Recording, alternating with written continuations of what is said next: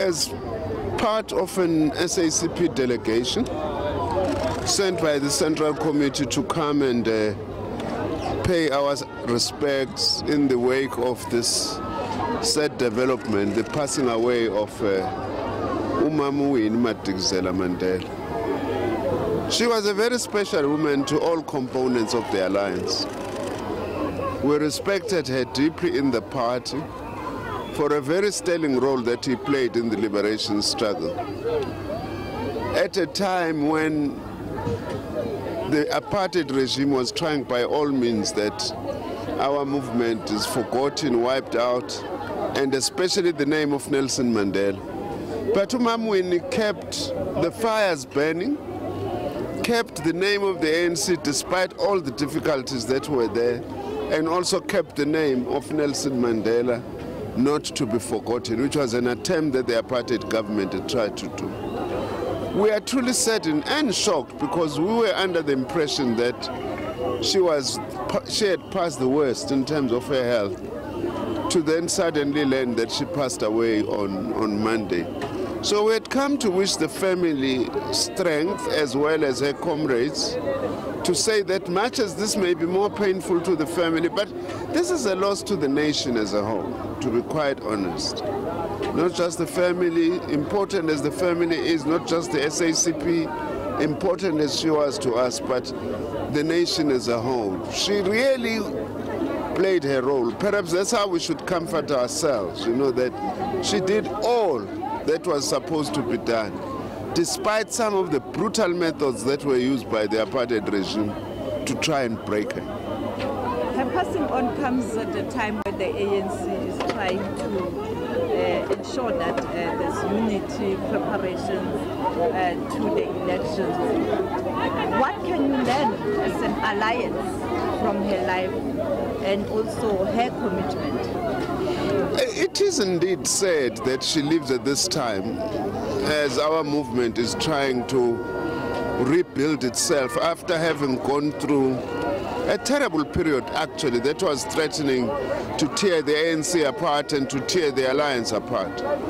But maybe then, in order to turn this loss into something constructive for ourselves, is to say in her name we shall deepen our efforts to unite the ANC as well as to unite the alliance, and use her as that symbol of the unity of our movement. Because we are absolutely clear, without the unity of the movement as a whole, even the gains that we have made as a country, they can actually be reversed in a manner that we hadn't thought of.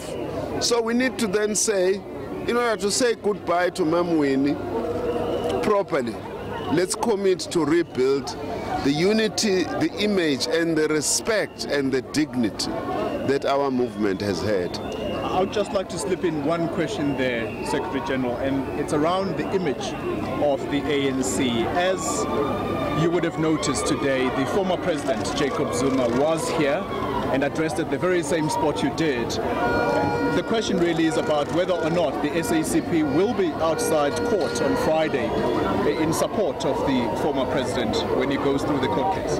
Definitely not. We are of the view as the SACP that now we really do need to respect the courts. The courts have come around to establish that this case must go ahead, and we will abide by that. We won't be outside the court this time around.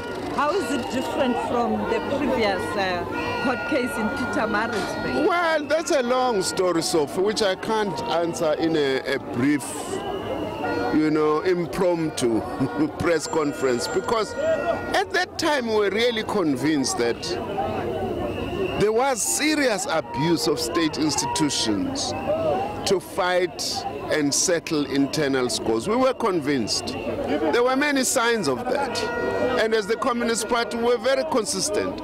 We did not only take this matter up in relation to former President Zuma. When comrades Cyril, Tokyo, and Matthew Posa were being accused of plots that were not there just because they were wanting to stand for some positions in the ANC, were the first ones to come out to say, this thing must not be done, it must come to an end. Even today, we will continue to fight any abuse of state institutions to settle political scores.